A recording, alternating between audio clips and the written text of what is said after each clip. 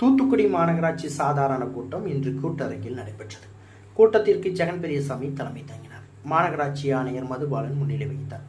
கூட்டம் தொடங்கியதும் தூத்துக்குடி மாநகராட்சி பகுதியில் கடந்த வடகிழக்கு பருவமழையின் போது மழை வெள்ளத்தால் மக்கள் மிகவும் பாதிப்படைந்தனர். தமிழக முதல்வர் உத்தரவின்படி வடகிழக்கு பருவமழைக்கு முன்பு முன்னெச்சரிக்கை நடவடிக்கைகள் எடுக்கப்பட்டு வருவதாக தெரிவித்தார்.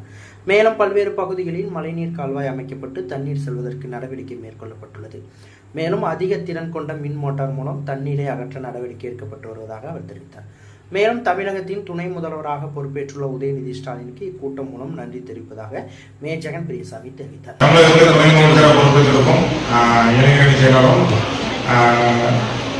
உதயநிதி ஸ்டாலின் அவர்களுக்கு இந்த மாநகர சார்பாக நன்றி தெரிவித்துள்ளேன்.